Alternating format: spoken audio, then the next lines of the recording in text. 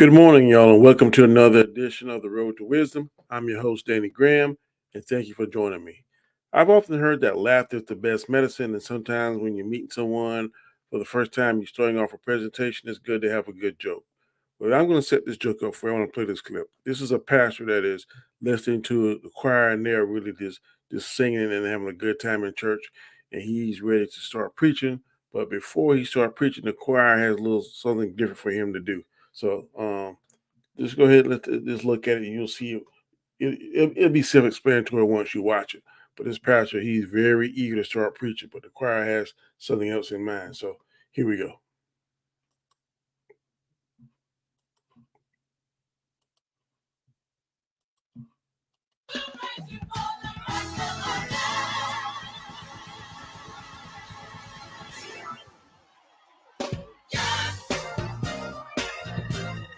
Yes, Lord. Yes, Lord. And we will. And we will praise you for the rest of our lives.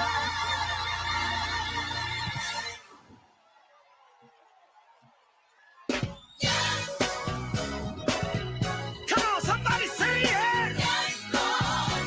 For the rest of our lives. And we will. And we will praise you for the rest of our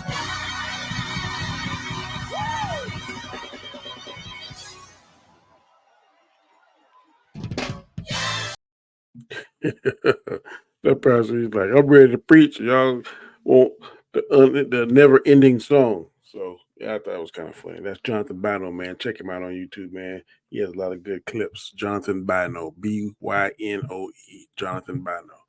Well, today I'm gonna go ahead and get into it because this right here is a topic that's near and dear to me spiritually and both professionally. The title of today's show is going to be "You Have the Right to Remain Silent." You have the right to remain silent. Now, I know you're probably wondering where is he going with this topic. Well, I'm just asking you to just join me and just keep listening. And I think I'm gonna be able to tie it all together. The right to remain silent. We hear that all the time if we watch television shows about law enforcement. And throughout my 28 years in law enforcement, I've seen people say, well, if we arrest them, we have to read them their rights. That's not necessarily true. Only time we have to read an individual their rights by law is when we're about to question them about something. But if we see you speed or if we see you doing something directly ourselves, then we make the arrest as law enforcement. We don't have to read your rights then. It's only when we start asking you direct questions we have to Mirandize you. And just to give you a brief history on Mirandizing, this happened back in 1966 involving an individual named Ernesto Miranda. I think he was arrested, I think, for stealing $8 and some other stuff. And the law enforcement officers just questioned him and questioned him for hours and hours and hours. They didn't read him a particular set of rights. And it basically violated his Fifth and Sixth Amendment rights. And so this went all the way to the Arizona Supreme Court, and it was ruled that the law enforcement was wrong at that time. And that's where the law Miranda rights were you Mirandized. That's where it comes from. Something that happened in 1966, almost over close to 60 years ago. So the Miranda rights were born out of that. But having the right to remain silent can be beneficial in the land of the law. And let me explain and give you an explanation. If you're if you're arrested or you are accused of committing a crime, then parts of the Miranda rights say you have the right to remain silent. Anything you say can and will be used against you in a court of law. You have the right to have an attorney present to ask you any question to answer any questions. Basically, that's what it says. Without going all the way into, I'm paraphrasing a whole lot. So basically, they question this individual without giving him the option to have his attorney, who is more versed in the laws than the average citizen. And so things that he said they used against him in the court of law, but they did not give him the opportunity to have an attorney to consult with to make sure what he was saying would be detrimental to the case or if he said something that would benefit the case. So that's what Miranda rights are. They're giving you the right to have an attorney present so that attorney can advise you, don't say anything. Most of the times when you see these television shows and in real life, I see it all the time. the person to call their attorney or they invoke I want an attorney. We have to stop. Law enforcement has to stop questioning them the second they utter that, I want my attorney. That's a part of the Miranda rights. But as long as they waive those Miranda rights, we can talk to them. And anything they say can and will be used against them in a court of law. So basically, today's culture, wants to remain silent because if they say something, it can definitely be used against them. But also in today's culture, that could be beneficial. But spiritually, remaining silent may be something totally different. And let me give you an example. This past Sunday, I was streaming with some friends of mine on another individual YouTuber's channel. And the topic came up about how the movie industry, certain movie industries, certain studios are trying to use their own agenda. But a lot of these pronouns are being used in same-sex marriages and different things, and the LGBT community and certain aspects of it. It seems in some movies they're trying to push their agenda, trying and the exact words that were used during that conversation by some of my fellows, my boys I was streaming with, was that they're trying to force their agenda on us and trying to shove it down our throats. We all spoke on that particular topic, and then two of my individuals were pretty much, well, the other three, it was four of us, me, three other guys. And basically they were saying, as long as people do what they want, are going to do what they want to do and don't try to force down their throat or live their life, whatever the case, they don't want to be bothered with it. They don't have a problem with it. And that's true to a certain extent. But when sin blaringly raises its head or rears its ugly head and tries to invade your space, your family, your your church, whatever the case may be, whatever the setting may be, you just can't sit still and don't say anything, especially if you're a Christian, because Jesus is watching. God is watching, and they're gonna take notes. And they're gonna be like, when it comes to judgment day, on such and such date, on such and such time, this was said, and you said nothing. Sometimes, spiritually, you don't have the right to remain silent. Sometimes you have to say something because what you say can be used to help you in Judgment Day or it can be used to hurt you in Judgment Day. And I'm going to refer to the book of Matthew, the 10th chapter, the 32nd to the 33rd verse. And it reads as follows. This is Jesus talking. Whosoever shall confess me before men, him will I confess before my Father, which is in heaven. Whosoever shall deny me before men, will I also deny before my Father, which is in heaven.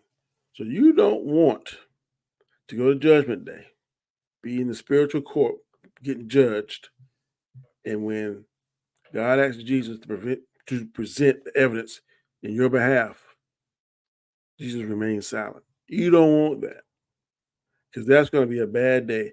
And if Jesus said, well, on such and such date, such and such time, Danny denied me. And Father, I don't know. I know who he is not. I don't know who he is.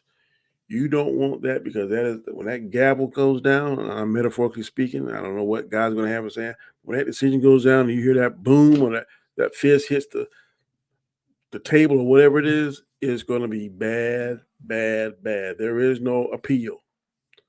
Here on earth, if the court system got it wrong, you have the right to an appeal where you can go back and try to present new evidence and try to do things and try to have a particular decision overturned. There is no overturning in that final judgment. If Jesus does not step in for you and say, God, Father, Danny did this, this, and this, but he also did this, this, and this. And I'm asking for grace and mercy to forgive him on this. And God says, welcome home, and your name is in the book of life. Then you made it. But if you don't hear that, you don't get that reprieve from Jesus, and there is no evidence that he can present that is going to convince his Father that you are worthy to have your name in the book of life, then that right that you had to remain silent while you were living here on earth has got you nothing but eternal damnation. And nobody wants that has common sense. So, yes, here on earth, in man's world, in today's culture, you do have the right to remain silent because sometimes having the right to remain silent can save you, especially if the evidence is just overwhelming that you did or committed a particular crime. So it may be in your best interest to keep your mouth silent, to remain silent, to keep your mouth closed, to have your attorney talk and be able to navigate and to plant reasonable doubt in that jury. But there is no jury. There's only one juror in heaven. That's Jesus. Only one juror. And God starts judging and he starts asking to present the evidence. And he goes back and look. He plays the video. He recalls that particular date. He presents the evidence. If Jesus does not have a strong argument for you, or if your works that you've done don't tip the scales in your behalf, then eternal damnation is going to be your final sentence. And nobody wants that. I know I don't want that. So make sure, if you're a Christian especially, and certain things come in your in your area, in your space, or some of these crazy things that we see society is trying to throw at us and make us accept and try to shove down our throat, you have a right not to remain silent. Not to remain silent. You got to speak up because Jesus is listening, God is listening. And you don't want to miss an opportunity to spread God's word, to share God's word, and to champion God and to champion Jesus and to champion the Bible because it's all being counted. Tick marks are happening. You want as much possible good tick marks as humanly possible. Your positive tick marks should definitely outnumber your negative tick marks because the final judgment is coming. It's happening. Whether you want it to or not, it's coming. It's happening. So don't fool yourself that it ain't going to happen. So that is my 2 cents on that.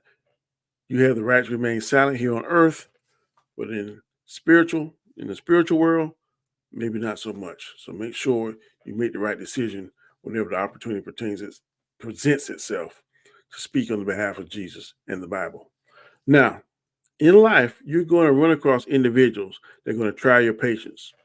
They're going to make you angry. They're going to say some things that you're not going to even believe. You'll be like, where in the world did they get that from? What planet are they from? What are they smoking? I feel sorry for them. These individuals are going to try and put some crazy stuff in the world, try to put out there in the atmosphere and see whether or not it sticks. But guess what? Don't let that crazy, negative, evil, sinful doctrine infiltrate your spirit. So whenever you get opportunity and they ask you, or even if they don't ask you, and you get the opportunity to speak on God's behalf, you say something like this.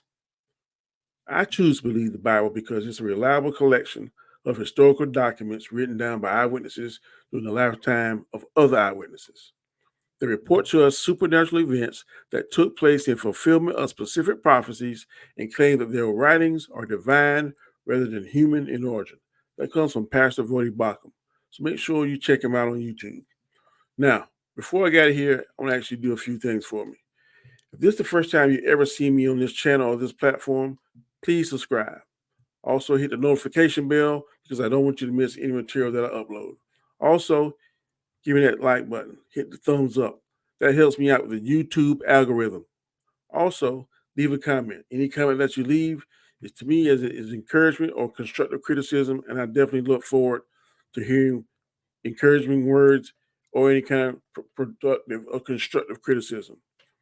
Also, watch my videos from the start to the finish, because that also too helps with the YouTube algorithm. And last but definitely not least, share this video with your friends, your family, coworkers, in hopes that it will inspire and resonate with the individual soul. And if they have not had a productive conversation with God, that this will point them in the right direction. Last thing, if you ever have a conversation with God in the last hour, yesterday, the last month, the last year, the last decade, God is definitely looking forward to hearing from you. He would love to hear from you. So make sure you start that conversation. Make sure you start today, 2024. You start today. May 22nd, 2024, you open your mouth and have that conversation with God today, because you're not promised to see May 23rd. You're not promised to see May 23rd. So while you're alive and well today, you have that conversation. And until Friday, y'all have a fantastic day. Take it easy. I love you, and God bless you.